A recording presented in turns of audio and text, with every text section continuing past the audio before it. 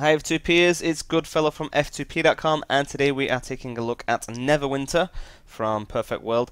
It is the D&D inspired Forgotten Realms MMORPG. For those that have never heard of D&D, Neverwinter, Forgotten Realms, or MMORPGs, then I don't know what you're doing with your lives. But the game has just released its new class. It is the Oath Paladin. So what we're going to do, we're going to have a little bit of a look at the different paths in the game, some of the later level powers, but obviously I've not leveled my way all the way up to check these out. I'm going to show you some kind of early stuff that you get, and you'll get a bit of an idea. So I'm going to give it a little bit of a hover over some of these things so you can pause the video, check them out and read them if you want, but I'm sure they're going to be available online elsewhere. So you've obviously got your wide variety of skills and abilities and powers from your dailies, your encounters and your at-wills. But essentially what the Paladin revolves around, both mechanically and from the lore perspective, is that they are a combination of a warrior and a cleric, which, I don't know, anybody that knows anything about fantasy lore could have probably already deduced that. But basically with these guys, they're heavy armoured and they kind of wear plate armour. So pretty tough guys, shields. I think you start with a maul or a big mace, something along those lines. But they, so as well as doing some pretty good damage, pretty defensive fighters, and they're also really capable of healing. And more importantly, doing group heals. You'll see a lot of these spells are auras. So what a lot of the auras do, they will either debuff enemies within the aura field, they will boost allies, and you've got like a personal aura where you can heal yourself. You'll also see with stuff like, I think it's the Sanctuary. So at the bottom there you see Oath of Protection or the Oath of Devotion. Those are the two different paths that you can take, and we're going to check those out in a minute. Depending on the path you take, your different abilities will give you added effects. So as far as the paths go, like I said, Oath of Devotion. So paladins who take the Oath of Devotion become conduits for divine power, able to heal the most grievous wounds and defying any evil that would stand before them. With purifying light, they walk through any hardship, serving as a beacon of hope. Doesn't that sound nice? Basically, radiant damage is what these guys do. I'm pretty sure it's similar to the cleric, but radiant damage increases your damage and armor penetration on enemies, and that's pretty much what paladins are all about. They are kind of armored clerics, pretty much. They get their power, their divine power, directly from the gods. It's not like arcane abilities that are learned or kind of born with. It's just through prayer and ceremony and belief and faith that they are bestowed these powers from their chosen deities. And as far as Forgotten Realms go, there's kind of plenty of deities to choose from. Not that it particularly matters mechanically in the game. There's no real difference other than maybe a roleplay perspective. So the Oath of Protection, paladins who take on the Oath of Protection become an aegis against any and all evil, protecting their allies and weathering any assault that their foes can muster. Their unflinching resilience is both inspiring and terrifying. So kind of if you're checking out the abilities in the Oath of Devotion, I think it was, then you'll see that they focus more around healing, whereas the Oath of Protection makes you more of a tank character. So you can kind of lean whichever way you want to go with it. And these are the Oathbound Paladin feats, so I'm going to just give these a little quick gloss over. A lot of them are kind of similar. You'll kind of see a lot of crossover between the cleric and the warrior, but this kind of makes a class that does the best of both worlds. I often find that particularly players that like, I mean, I'm going off me, but a lot of players that like to play a protection-based warrior kind of like the support roles. Okay, they like being the guy that is helping everybody else. They're not too bothered about the DPS necessarily, which is why I think you find a lot of people that like to play protection spec warriors also kind of like to play a cleric as well.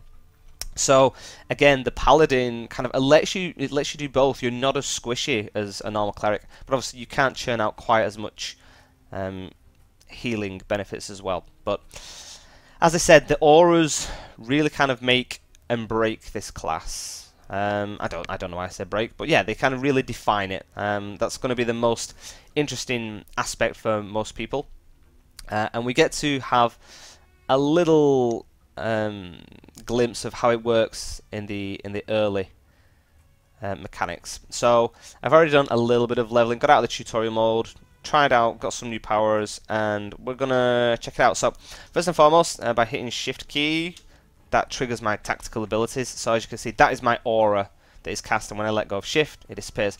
So this is a healing aura. It heals me and any allies that are within. I think it heals allies within it for less than it would heal me. I think it's based on your stamina as well. So anyway, you can't have it active while you're fighting. You can kind of like try and trigger it every so often to give yourself a little slight heal, but otherwise you know, you can't keep it on constantly. So that was just my normal left click attack. Actually, I don't seem to have anything. Oh, it's because I'm not in battle. So that's I'm using Valorous Strike. You strike your foe with your weapon, channeling the forces of justice to destroy your target. If the third swing connects, you gain the Valor effect for 15 seconds, which gives you damage resistance, which is a nice counterpart with the radiant damage. You lunge at your foe, unleashing a burst of light. You're also granted radiance, which your armor penetration and damage are increased. So you're getting higher defenses and higher attack-based values. So burning light kind of attacks everybody, and you can see there that that has the different effects when you choose your paragon path. At the moment, it doesn't really do that much. At the moment, it's barely worth using. Smite, I've not even had the chance to use that, so I've only just purchased it. But it'll be interesting. So they burn so hot, so it's basically a damage over time, and that is my daily. It's pretty hardcore, and we'll see how that goes down. You won't get the best idea of combat because let's shield bash this guy. That's the right mouse click one. I can't remember the name of it. Obviously, because it's early levels, everything's kind of easy anyway. You know, there's no major difficulties. But I want to see if I can try and build up my daily, build up my action points to trigger my daily by the time I get to the end guy. Oh, and this is Q, boom, so that's my encounter spell. I can't remember what the the names of the spells are. I do apologise for that. So yeah, quest-wise, doesn't really matter. We kind of did the first part where, for anybody that hasn't played it, I don't know, turn your sound down. But kind of early on, you get a quest where somebody's trying to steal the crown of Neverwinter, perhaps, something along those lines. I have noticed that I don't have any like quick dodges or anything, which I wasn't expecting. But you know, it's fine. Don't really need them. I'm pretty. So you can see my damage. You know, I've taken quite a bit of damage here. So I'm just going to loot this first. I don't even know why I'm bothering looting. It's not going to matter too much. But yeah, so I hold shift. There you go. Boo, boo, boo, boo, boo. Self heals. I love a self heal. And obviously that's going to go up as I level up.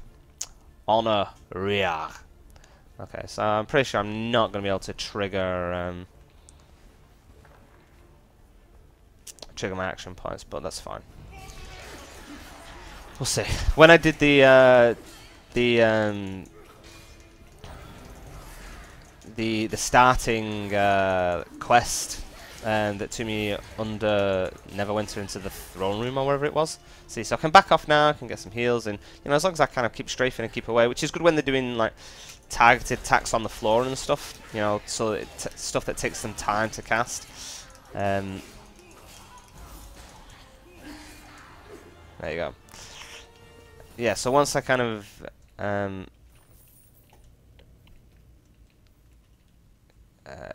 yeah, so when you kind of build up your action points and whatnot, the guy, the kind of end boss in the first real quest chain that you get, as soon as I had that triggered, I hit him with it, just killed him in one hit. That's pretty good. So now I feel I need to find somebody so that I can show off this divine attack.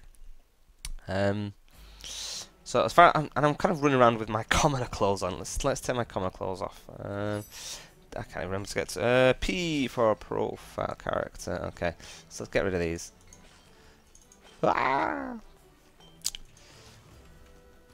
Ooh, I've not got my stuff equipped. I actually don't know how I get that to show now. It's been a while since I played the game. Okay, there we go. I just had to switch into normal. So there you go. That's kind of pretty much my early starting gear. So I've got my shield, I've got my mace. Yeah, it looks pretty badass. I like it. So let's find out where we're going. We're gonna go return to Sergeant Knox. Let's just go outside. Pretty sure this is where I go to go outside, and then we'll just go and build up this and unleash the devastation. And as ever, you can kind of choose your different dailies that you want. And this area may be too. Let's go to Black Lake. It's not too difficult. Yeah, you can switch out dailies for those players that haven't played the game before. You unlock different types of abilities. So you get to have 2 dailies, you get to have 3 encounters, and you get to have 2 at-will powers. Dailies, they charge up with that little orange hexagon. Like by doing damage, you build up action points, and then you can trigger that. With encounter powers, which are at the moment Q and E, and you'll also unlock R at a later point. They have cooldowns on them. Whereas your at-wills, which are your 2 greens on the right, on your left and right mouse button, they you can always use them. So you kind of go down your talent tree, you get to unlock new abilities, and then oh yeah, I've not even used that ability yet. Boom, there you go. Easy enough. Yeah, so you unlock new abilities, and then you can switch them in and out, choosing which are your main powers. Okay, let's try and find someone that's got a little bit of meat on them. Okay, let's go for the Hexa. You know, they're not amazing, but you've seen me. Okay, let's take the other guys out. I'm not doing any damage to the Hexa yet, and then we'll just show you kind of how it goes down with these guys. So there you go, not hit him yet, and then boom, owned. So there you go. That's kind of how our guy is looking at the moment. So yeah, there's not kind of much else to talk about. You know, that's kind of my history for my character, powers, feats, some boons. Not really much else. I think it's going to be an interesting class. It doesn't fill anything that was missing, but it has a nice niche gap that people will be happy has now finally appeared. You know, the game's been going for, you know, quite a while now, so it's nice to see new classes still being thrown out there. So anyway, I'm going to take out these guys, and thank you guys for watching. If you want to find out more of our videos, then you can check us out and add us on Facebook and Twitter at F2PCon, or if you subscribe to us on the YouTube channel, you'll be instantly informed whenever we upload any new videos. And check out our official website at f2p.com, where we do all sorts of news, reviews, giveaways, and all that good free-to-play stuff. So, once again, thank you guys for watching. I have been Goodfellow, you've been you, this has been Neverwinter, and hopefully I shall see you in the next video. Bye-bye!